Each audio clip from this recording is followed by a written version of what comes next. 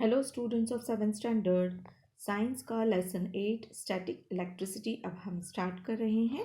तो इसे स्टार्ट करने के पहले मैं आप सभी से रिक्वेस्ट करूंगी कि यदि आप इस चैनल पर नए हैं तो प्लीज़ इस चैनल को सब्सक्राइब कीजिए। शिव अनुजा नाम से यह चैनल है और ज़्यादा से ज़्यादा शेयर कीजिए जिससे बहुत सारे बच्चों का फ़ायदा हो सके।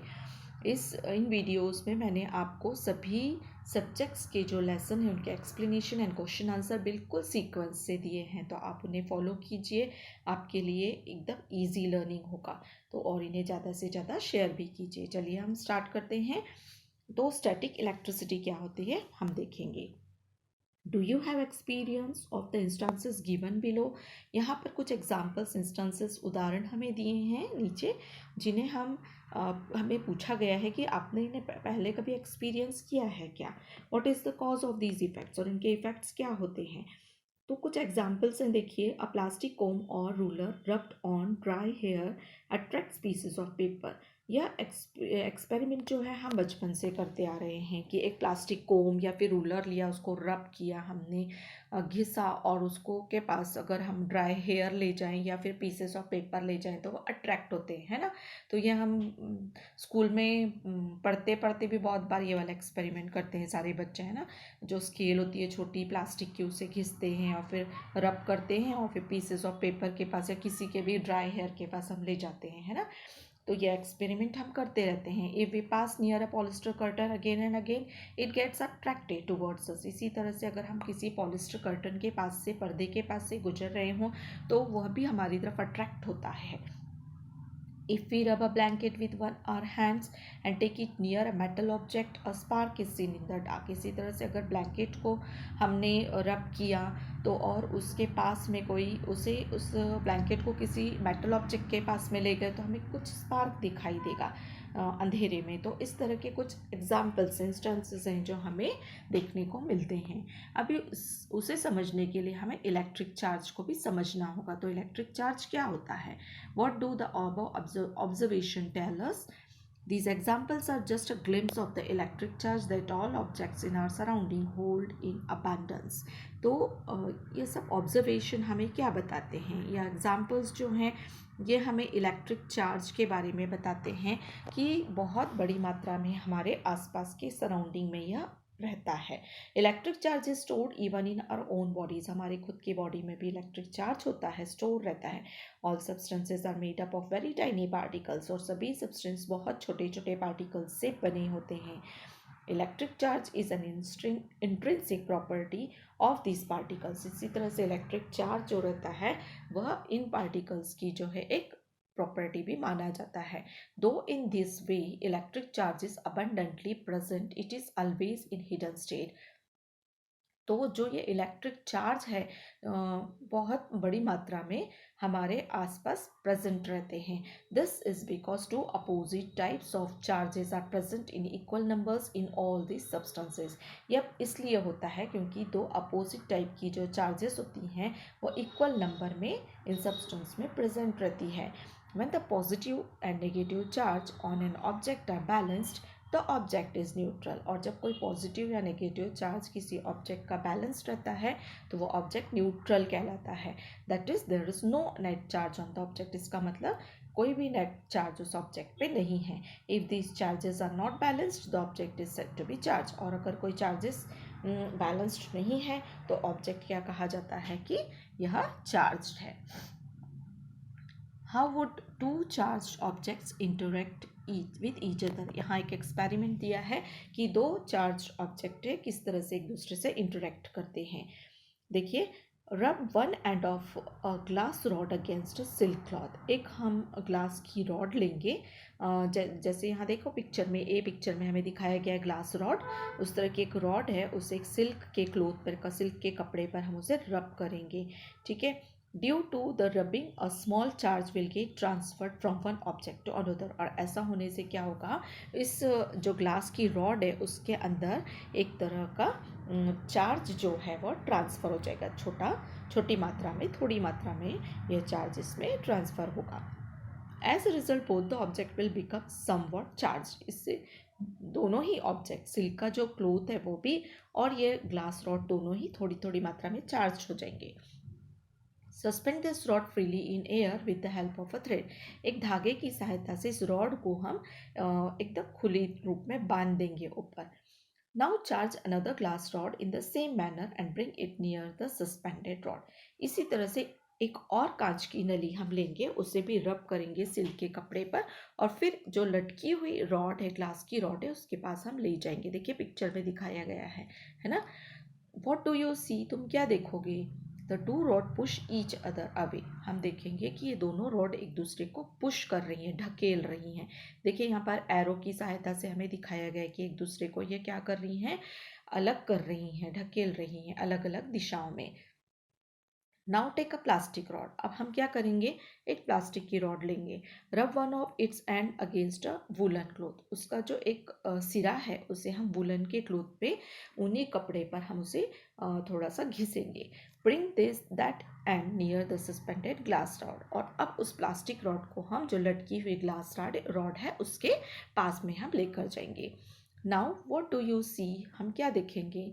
The two rods are pulled towards each other. हम देखेंगे कि दोनों रॉड जो हैं वह एक दूसरे को अट्रैक्ट कर रही हैं। देखिए बी पिक्चर में हमें प्लास्टिक रॉड और ग्लास रॉड एक दूसरे को अट्रैक्ट करते हुए दिख रही हैं। तो what did you find in the first experiment? पहले एक्सपेरिमेंट में हमें क्या समझा? Two rod carrying similar charges push each other away. दो जो रॉड होती हैं जिनमें सिमिलर चार्जेस होते हैं, वो एक दूसरे को पुश करती हैं, ढकेलती हैं।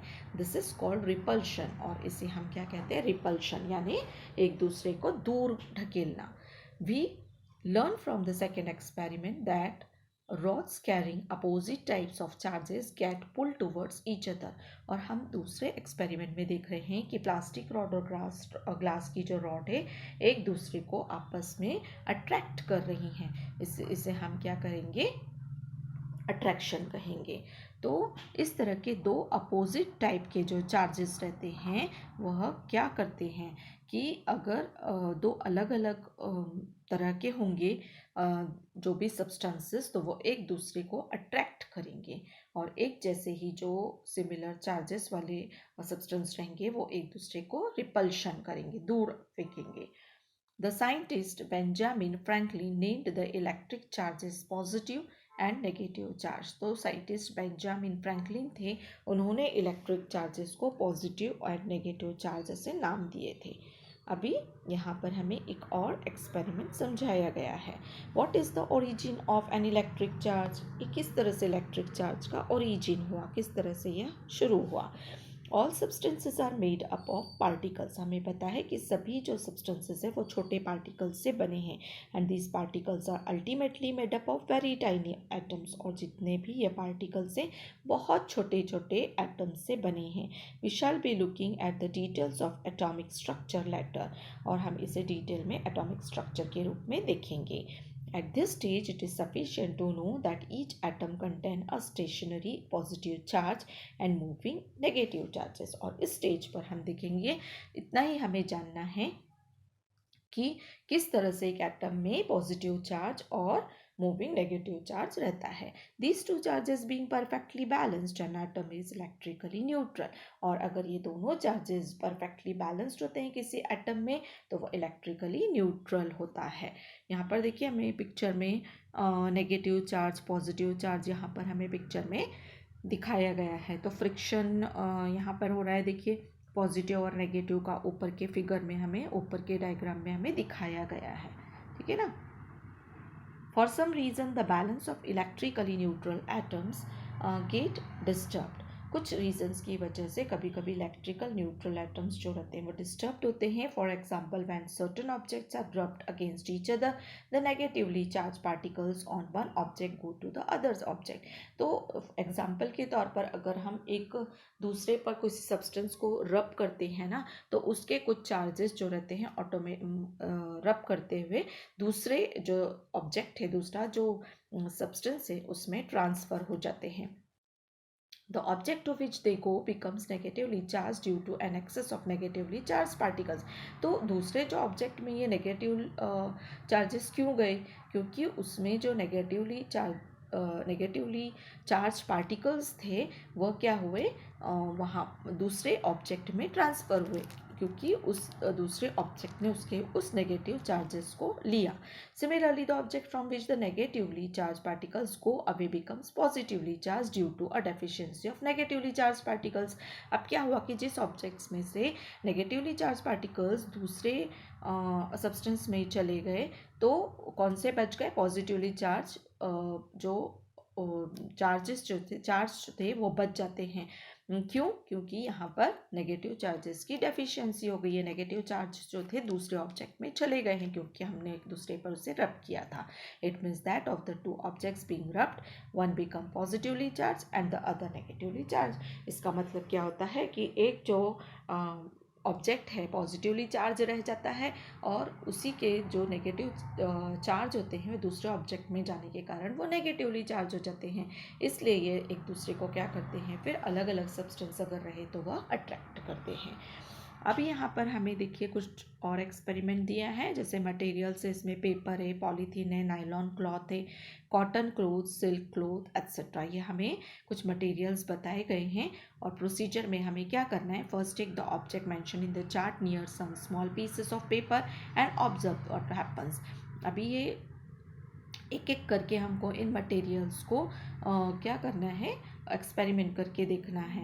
Then rub each of these object in turn against one of given materials and take it near the pieces of paper, record your observation in the chart. देखिए जितने भी यहाँ पर मटेरियल्स है यूज फॉर रबिंग, कौन कौन से हैं, पेपर है, पॉलीथीन है, नायलॉन क्लॉथ है, कॉटन क्लॉथ है, सिल्क क्लॉथ है ना, रबिंग के लिए यूज़ करना है। और किस पे, ये देखिए बलून है, ऑब्जेक्ट कुछ दिए हैं, बलून है, बॉल पेन रिफिल है, इरेजर है, वुडन रूलर, स्टील स्पून है, कॉपर स्ट्रिप है। तो इनको एक दूसरे पर हमको रब करके इन मटेरियल्स पर देखना है और एक्सपेरिमेंट करके हमें यहाँ पर लिखना है। ये छोटा सा एक्सपेरिमेंट आप घर पे भी कर सकते हो, जैसे बलून को रब किया, पीसेस ऑफ पेपर की तरफ हम लेकर जाएंगे तो क्या होगा, यस और नो, वो अट्रैक्ट होते हैं या चार्ज होते हैं कि नहीं होते हैं। इस तरह का हम एक्सपेरिमेंट कर सकते हैं। बॉल पेन रिफिल है, उसको भी अगर हम किसी कपड़े पर रब करते हैं और उसके बाद पीसेस ऑफ पेपर के पास से ले जाते हैं तो क्या होता है, इस तरह से हम एक एक एक्सपेरिमेंट करके देख सकते हैं। Each atom is electrically neutral, it has equal amount of positive and negative charge. हर एक एटम जो रहता है इलेक्ट्रिकली न्यूट्रल होता है, उसमें इक्वल अमाउंट में पॉजिटिव और इक्वल अमाउंट में नेगेटिव चार्ज होते हैं। If for some reason the negative charge decreases the atom become positively charge. अगर नेगेटिव चार्ज उसमें से डिक्रीज हो जाते हैं तो एटम क्या हो जाता है, पॉजिटिवली चार्ज हो जाता है। आगे यहाँ पर हमें देखिए बताया गया है, do you know about 2500 years ago a Greek scientist named Thales found that feathers are attracted towards a rod of yellow colored means colored umber which had been rubbed against a woolen cloth। तो यहाँ पर हमें बताया गया कि Greek scientist थे thallus, उन्होंने पता किया था कि feathers are attracted towards a rod. जो फेदर्स होते हैं, पंख होते हैं, वो अट्रैक्ट होते हैं कहाँ पर, येलो कलर के, जिसे हम अंबर कलर भी कहते हैं, अंबर, तो उसकी तरफ ये अट्रैक्ट होते हैं। Which had been rubbed against a woollen cloth, ऐसे रॉड येलो कलर की जिसे हमने वुलन क्लोथ पे रब किया है, इस पर ये जो पंख वगैरह होते हैं, फेदर्स होते हैं, वो अट्रैक्ट होते हैं।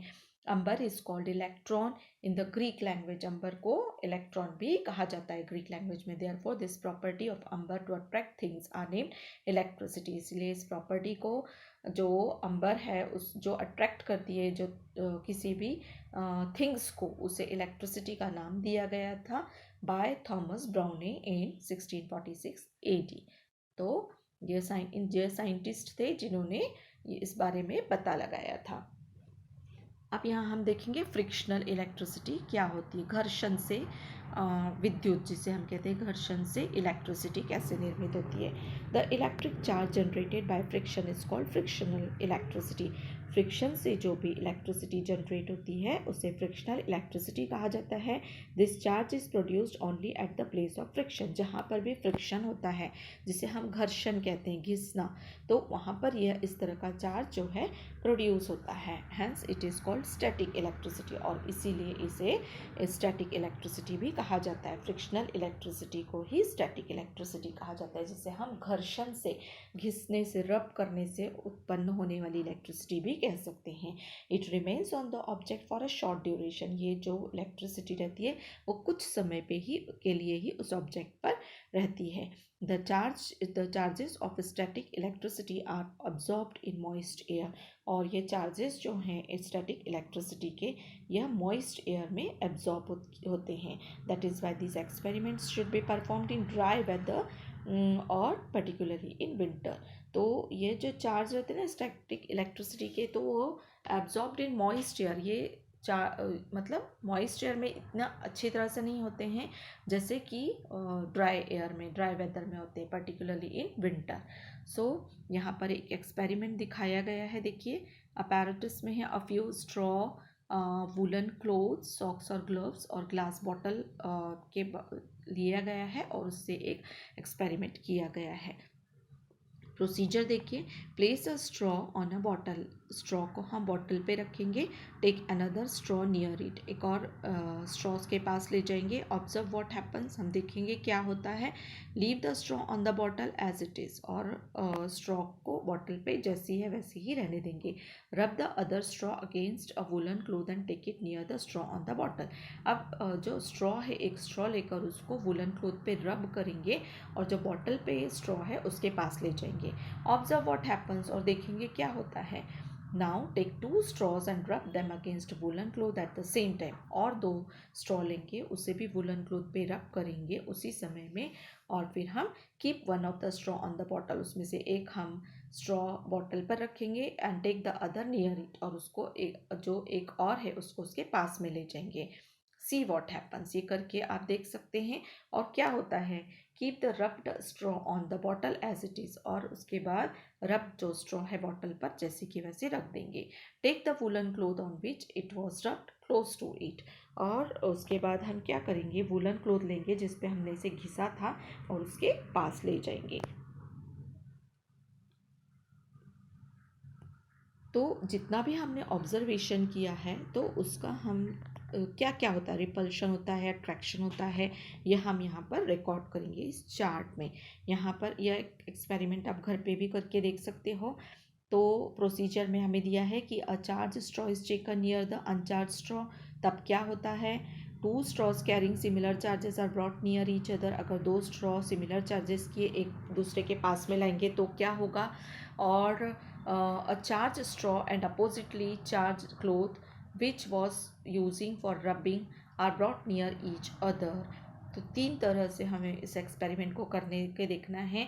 चार्ज स्ट्रॉ को अनचार्ज स्ट्रॉ की तरफ ले जाएंगे और देखेंगे, 2 स्ट्रॉ जिसमें सिमिलर चार्जेस हैं एक दूसरे के पास लाकर देखेंगे, और तीसरा है चार्ज स्ट्रॉ है वह, और रब किया हुआ जो वुलन क्लोथ है उसे एक दूसरे के पास ले जाकर देखेंगे तो क्या होता है। ये एक्सपेरिमेंट आप घर पे भी करके देखिए, तो हम एक्चुअली में किस नतीजे पे पहुंचेंगे।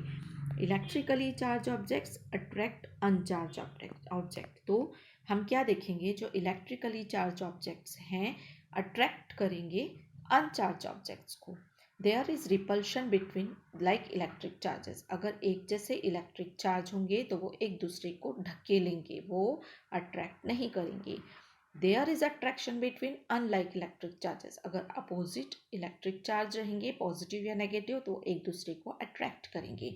Hence repulsion is used as a test for identifying an electrically charged object। इस तरह से repulsion जो है वो यूज़ किया जाता है, इस repulsion is used as a test, repulsion को एक टेस्ट के तौर पर हम यूज़ करके देख सकते हैं कि इलेक्ट्रिकली चार्ज्ड ऑब्जेक्ट कैसे हैं। ठीक है, उसके बाद यहाँ पर फिर से हमें एक एक्सपेरिमेंट बताया है, टेक थर्माकोल बॉल्स और mustard seeds in a bottle and shake the bottle vigorously. हम क्या करेंगे, थर्माकोल बॉल्स या मस्टर्ड सीड जो होते हैं ना, राई के दाने, एक बॉटल में डालेंगे और उसे हम हिलाएंगे, बॉटल को जोर जोर से हिलाएंगे, बॉटल का ढक्कन बंद है और उसे जोर जोर से हिलाएंगे।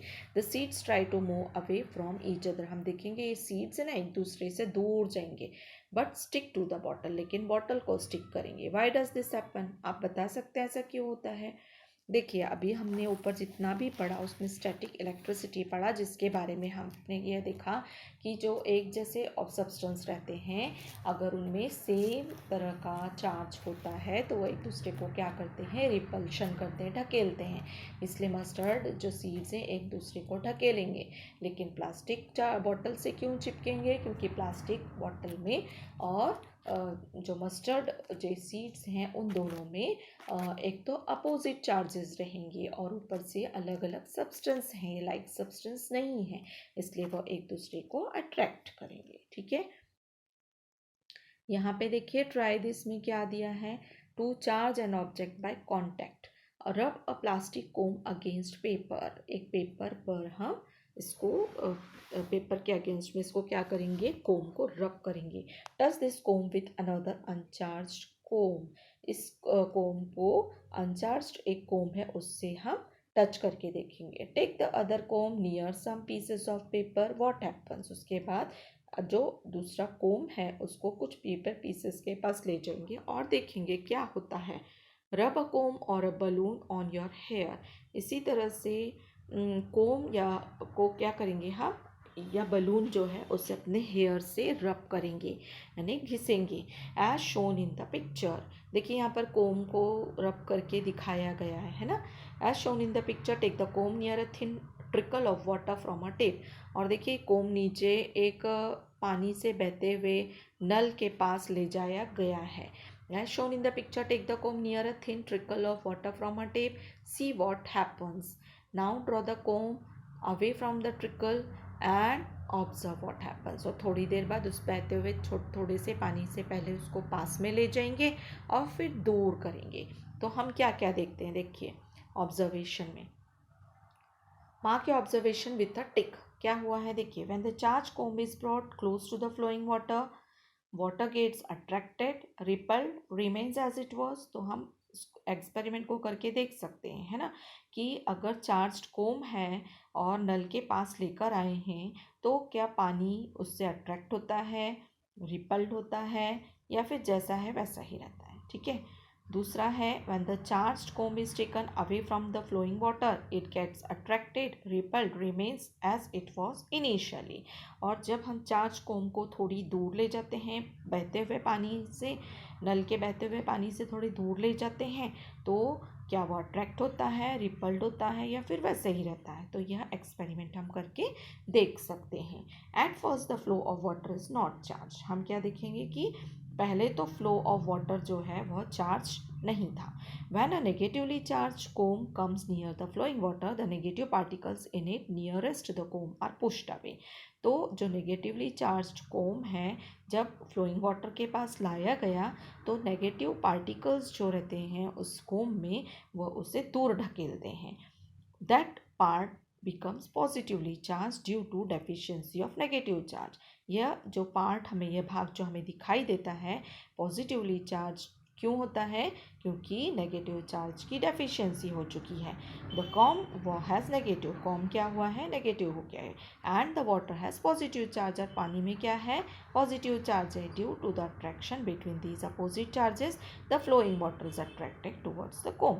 तो पानी के नल में पॉजिटिव चार्ज है, कोम जो है नेगेटिव चार्ज है, तो एक दूसरे को ये अट्रैक्ट करेंगे। And the comb is taken away, the negative particle in the flowing water come back to their original position. और जब कोम को हम पानी से दूर ले जाते हैं तो हम क्या देखते हैं कि ये अपनी पोजीशन में फिर से आ गया है। एंड पॉजिटिव और negative charges become equal in number, और पॉजिटिव और नेगेटिव जो चार्जेस हैं एक जैसे बन गए हैं।